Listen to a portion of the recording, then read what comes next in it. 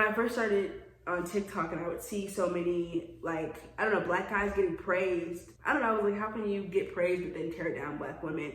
But I think I kind of realized that they aren't really winning. They're just losing in a different way. It's the fetishization, it's the fact that nobody's really taking the time to get to know you, or they either think that you're an athlete or a thug. Yes, I'm a petty lover today. Okay. Alright. Hello, y'all. Happy Sunday. Yes, that's the day this video is airing. I don't know what day that you're watching this, but if you're new here, then I'm Zion, and you don't know that I'm Zion, but you are absolutely going to love it here. And if you're not new here, then okay, I see you. Consistency. Thank you so much for it. I just wanted to pop in, check in with y'all, see how y'all were. I hope that you enjoyed my last video on colorism. Okay, y'all, I want to apologize for the freaking, what is it, the water pressure thing. I am so sorry for the background noise that began in the middle of me filming the one thing that I need to film today. But anyway, I just wanted to pop in on y'all and let y'all know that this video might be a bit all over the place because it is part 2 of my colorism video. Please go check that out if you haven't already. But basically it ended up being too long and we kind of ran off on a tangent while I was filming that video, so I decided to break it up into 2 parts. So we get into a lot of stuff in this video. We get into black men versus black women when it comes to interracial dating, stereotyping black men as athletes, having a preference for athletes, and we also dip a little bit back into colorism. So please, please, please feel free to chime in on the conversation in the comments. I would love it if you guys could. Also, please go support Tyler's YouTube channel. She is a beauty vlogger and she makes amazing content, and make sure that you also go support Black Label, which again is the hoodie that I'm rocking in this video. I also wanted to let y'all know that basically when I edit my footage, I usually flip my face. Like right now y'all can't see what my shirt says because it makes my face look weird if I flip it, but I want to flip this particular content so y'all could see the culture on the hoodie. But I didn't realize until I was like halfway through the video that I hadn't flipped the footage yet, and it would have been too much to go cut and crop everything all over again. So the footage is gonna flip about halfway through, but I hope that y'all enjoy this video. I hope that you feel seen and that you resonate with the content, and if there's something that you disagree with, please let me know in the comments so we can have a conversation about it. Oftentimes we don't ever really see, at least for black people, black folks kind of just living. And this girl made a TikTok the other day. It's like, just because you have struggled in your life or you've done this or that, it doesn't mean that you're black, right? And I think that's twofold because A, she's right, just because you have this struggle story doesn't make you black, but also you don't have to have a struggle story to be black. Yeah. That makes sense? That's tough, and the fact that people just associate struggle with blackness has a lot to do with television. I see that used a lot in film and in media. Like, whenever is there not a struggle, whether it's weight loss, relationship, dad out of the home, dead, to independent black woman can't find a man. Like, there's so many just struggles. Now you acting Tyler Perry in my video. To independent black woman can't find a man. I'm not in the whole black film industry because we also have to do better at that, as well as to not make that, you know, something that we portray ourselves as is always in some sort of struggle. You're like, where are the black people just living? Right. Like, where are they just, you know, chilling? Black folks just falling in love, having a good time. Like, we aren't always struggling. And then if we are always struggling, I mean, I don't know, what does that say about this life? And of course, like, the news is really no help, especially right now. I just think that at least white people specifically, Jesse Williams was saying in like this Netflix, I don't know, mini series, I'll put the name up here somewhere, I can't remember the name of it, but he was just saying that white folks can make films about anything. Like if they want to make films about like walking the dog, they can and get an Oscar, you know what I mean? They could just be living, chilling, while we can't do that. And don't get me wrong, like in our culture specifically, there has been a lot of struggle, but that's not the only narrative that we have. And of course, with that struggle, you have to find beauty at some point because obviously we're still here and we're still living and there's still some good times worth seeing. And I think that even if you are struggling in your personal life, film is so much of an escape that you should be able to go there and be like, hey, this isn't happening to me right now while I'm watching this movie. And that went an Oscar. I agree, like we do need to move on from the whole struggle storyline, the plot. But also I think that with people watching film, they may want to see themselves in the film. So it could be more so of a story of, okay, this person's struggling, but they found a way to overcome it. So I can do that too. A hero's journey. I don't know, I'm not sure how many more struggle stories I could take though. I get it. We don't always need the slavery movies and the Jim Crow. Right? Stuff. Or even with movies like, I hate to do this because I love Moonlight so much. I've never seen that. I have no words because I'm genuinely disappointed. I'm going to say Moonlight's literally on Netflix. Monte Rhodes is everything and you have not seen Moonlight. Well, I feel like I can't even make the point about Moonlight, but also, I'll say this vaguely. First of all, if y'all have not seen Moonlight, I gotta look it up now. Please do. Take your time. If y'all have not seen Moonlight, in some ways it is also a struggle story, but it's also kind of like a black man who isn't like your stereotypical gay dude, if that makes sense. And I feel like that's like being a black man, like obviously the struggle, and then being gay on top of that. And we talk about like black men specifically a lot when it comes to colorism and liking white women or light skinned women. First of all, 2021, let's stop the public interviews. Let's stop pulling out the phones in malls. Dudes will have 4C hair, and the reason that they don't want to have a black baby is because their baby will also have nappy hair, but literally look at you. But the thing is, that also goes to show that there is, like, even the representation of lighter skinned women in Hollywood, there are light skinned women who do not have flowing 2A hair. Like, there are light skinned women who have curlier and tighter and kinkier textures. There are light skinned women who do not fit Hollywood's depiction of what a light skinned woman should look like because they don't have those Eurocentric features. There's levels to colorism in the way that, like, you could be a light-skinned girl, but if you don't have the curly hair and the light eyes, then you're not going to get the same treatment as someone who does. Because it's not just about colorism, it's also about featureism and texturism and all of the isms. For the black men who are like, oh, I gotta marry a white girl or a light-skinned girl because my baby has to have blue eyes, green eyes, and curly hair, like, you have to realize your genes are still in the gene pool as well. I think that's what they like so much about it, though. I think, well, it goes vice versa. It could be for white women, they like that the black men's genes are there, and for black men, they like that the white women's genes are there. But also, I think that, you know, preference aside, which is a very different conversation. I don't know, I think at the end of the day, like, how could you do that to you? Like, we talk a lot, like, when black men will say mean stuff, they'll be like, oh, what about your mom and your sister and your literal entire family? But no, like, all that aside for this one conversation, what about you and how great you look? And passing that on to somebody else because you think that they have something more desirable than what you possess in the moment is crazy. Also, when it comes to preference, and I know, like, still a very different conversation, I've never seen an app talk about preference more in my life than TikTok. I really haven't. Like, literally no one asked. Right. It's tricky. Did you see the Tyler, the Creator one? It's a new one about, it was kind of funny, I'm not gonna lie. But I've only seen black girls do it so far, so nothing mean has popped up yet. But it'd be like, today we're making waffles. There's lots of kind of waffles, and they'll put like the different shades of boys up there. It'll be just emojis. You gotta see it. You can get blueberry waffles, you can get cinnamon waffles, but they'll do like the different types. I know I'm laughing alone because I've seen it, but it's funny and it's good. And well, it's not good because again, nobody asked. But still, nonetheless. Anywho, preference is a lot, and that just opens another door to colorism.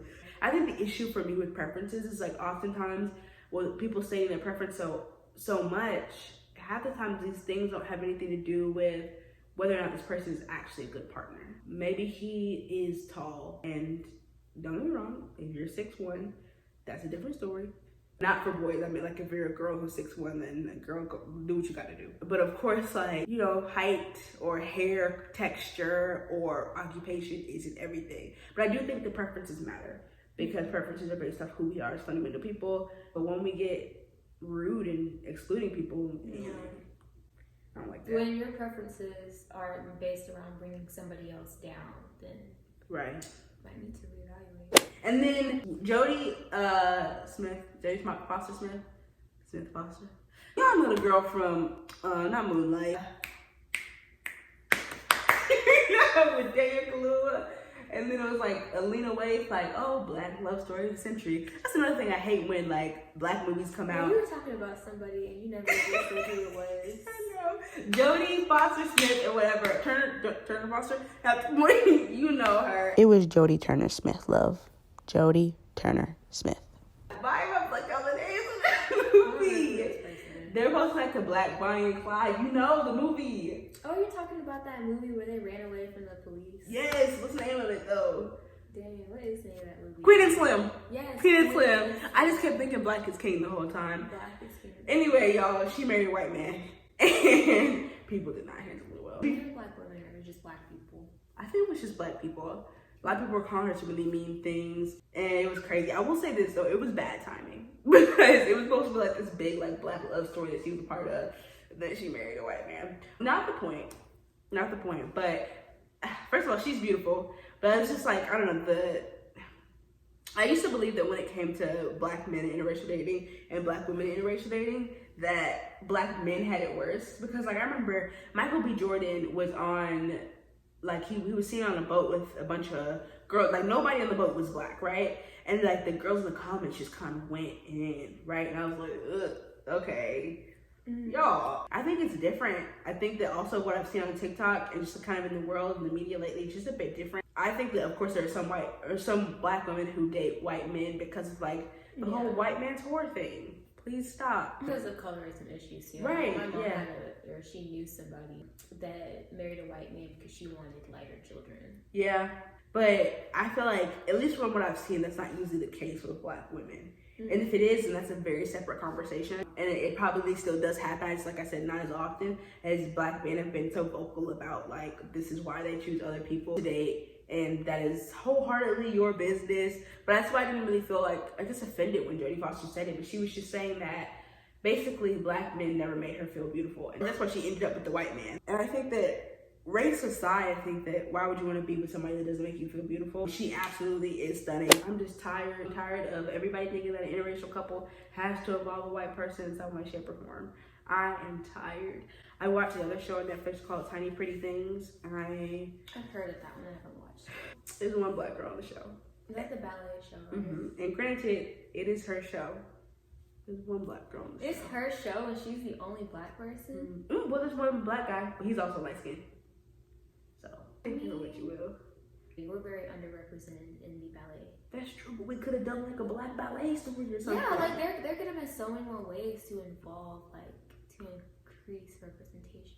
But of course, when you've got like that few people of color on the cast, they're bound to fall in love with white people because there's all this there. And they're in Chicago, in a Black city. They be doing this in Black cities. And don't get me wrong, it's an elite ballet school, so it's kind of different. You're kind of isolated from the city in a way because you're just there to go to school.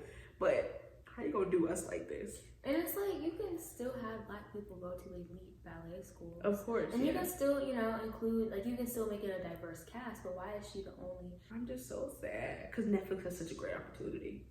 They really do. They've got the money, they've got the platform, even though they keep increasing the price. It's not an issue with interracial couples, and like unless you're like using that person for one reason or another. But like, there's more than one way to have an interracial couple, right? But when it comes to Black men, I think that when I first started on TikTok and I would see so many, like, I don't know, Black guys getting praised. I don't know, I was like, how can you get praised but then tear down Black women? But I think I kind of realized that they aren't really winning. They're just losing in a different way. It's the fetishization, it's the fact that nobody's really taking the time to get to know you, or they didn't think that you're an athlete or a thug. Like, what? And I think if you do something outside of that norm, I think that the pressure for excellence is even higher. Yeah. Like, look at the way that the professional sports sometimes exploits like the background of these athletes, right? Oh yes, that's a big thing. Like, if you watch the NFL, NBA draft, 9 times out of 10 when they're discussing a Black player that's getting drafted, they're going to talk about their story of struggle, like we mentioned before. They're going to talk about how they got it out the mud, and that might be their story, and they might want to highlight that. But why can't we highlight the positives, like when we're talking about the white players that are getting drafted? Why can't we show the positive stories? So that's definitely something that's interesting too. Another point to make off of that too is just how people automatically sometimes assume that Black athletes come from backgrounds where they might not have a father, or they come from a struggle, or like they're only doing athletics to make it out of the hood or something like that. Because that might not be the case for all Black athletes, but I feel like a lot of times people assume that, which also just goes to show we need more diversity in the people that are telling these athlete stories, because how are you going to report these athlete stories if you don't understand the culture that they come from? That's true. I think it really establishes a white savior complex as well. Yes. Because if he's coming from a struggle story, the hood, whatever, mom died when he was 6, dad's in prison, this, that, and the third. Okay, National Football League, where they've got all these white owners, these white coaches, they gonna come through and save him. This is it. This is his life. This is his story. He's good now. Like, what? Yeah. I don't know. It's a lot, but a lot of people also kind of like compare the National Football League to also slavery, which I'm not gonna get into. That's another topic. It really is normalizing struggle. No, don't get me wrong. Like what we go through makes us stronger, but dang, not helling back every 2 weeks. Like, and then you're like, wow, he came from so much. Like, no. And then black men are not winning. They're stereotyping you. You've got your tropes too. You didn't win. We're just struggling in different ways. And it's just hard. I don't know. This white girl made a TikTok about like basically saying how she prefers like student athletes over thugs, as those are the only like routes for black men. I don't know. I was like, what? And then of course, I forgot how she presented the TikTok. But it's basically what she was saying. She's alluding to like, if he's not in school and playing sports for somebody, then he's a thug. Like, what? As if black men are only capable of doing one thing, is being on somebody's field. Like, they can do so much more. And if he decides to not go to school, it doesn't make him a thug. Exactly. But they don't really care about that. And then in the day, she was like, oh, it's my preference. Also, I don't really get having a preference for athletes. But we talked about that. Like, did we talk about that? Did I tell you that? I don't think so. Oh, I don't understand it. And like, genuine question. Like, if you, let's say that you play sports, right? You play basketball or something. I would get if you're like, oh, I want to play a basketball player. Very much like in basketball. Kind of cliche of me to say, but unless, like, that's what you want. But if you don't really play sports, or you are interested in sports. I'm serious though, y'all. Let me know in the comments. Like, I don't really get having a preference for athletes specifically if you're not in the sports world in some way, shape, or form. So let me know if you have a preference for athletes. Why not? You want to be like a sports broadcaster. I think the question to ask that too, like when you're talking about like, you know, why do you think my eyes are pretty? Why do you want to date an athlete? Unless like, you know, it's like you're saying like maybe, you know, maybe it's a fitness thing, maybe it's like a background thing. But if it's like, oh, I just want like the cloud for black athletes, you know, he might go pro, or like, oh, I want D1 babies, like that's kind of a fetish. So. Breeding children gets me. And I'm not gonna hop into this because y'all can't see how tall I am. I'm not gonna dance myself. But like if you knew me in real life, you're like, that would never be you. And it would never be me. But I don't like the idea of being like, I want D1 babies. Hey, like we should get together because I want NBA babies. Like, girl, your son wants to be an architect. Please get out of my face. Yeah. Like, stop. Like, what if your son? What if he genuinely just wants to draw?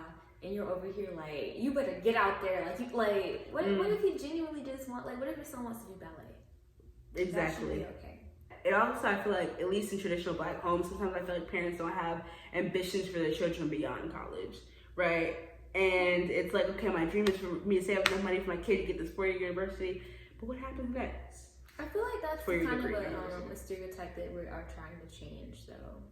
But I definitely do understand that. I feel like a lot of times me and my mom talked about this too, about how it's something that she personally never wanted to do, like with me and my brother, is, you know, make us believe that we're not capable of like reaching our dreams, achieving our goals, like being just as good as our people of color that are in the same room as us. You know? She means white folks. Yes, white folks. Just the same as like, you know, teaching our sons that, you know, athletics is not the only way out of your situation if you're in a bad situation. There are other ways for you to achieve success. Right. I mean, if it's your passion, then I'm not going to tell you to not pursue your dream. Of but course. Just have a backup plan. I think that's what really hurts athletic programs, in my opinion, the most. And I know at our school. Yeah, go ahead and say it. You wearing the shirt. My school, at this school, they're trying to kind of change that with different programs where after college athletes do have stuff like, if you don't go pro, like what are you gonna do? You know, like, right. You didn't have time in college to work. You didn't have time. You might not have time to do internships. Your schedules are crazy. Your schedule's crazy. But some schools are trying to change that. But it is like something that still needs to be worked on, is preparing these athletes, especially black men, who are, you know, the ones that are mainly targeted for life after college and life after athletics if they don't go pro. And that's me on my soapbox because I am involved in a lot of sports media stuff. Hi, it's me again. This background noise is still going on. I hope that y'all enjoyed this video. If you did, please make sure that you like, comment, and subscribe and tell everybody else in the world to do the exact same. If there's any more conversations or topics that y'all want to see me have with my amazing friends on this channel, please let me know in the comments and I'll make sure to get it done. Until next time, I'm Zion. Thank you so much for tuning in.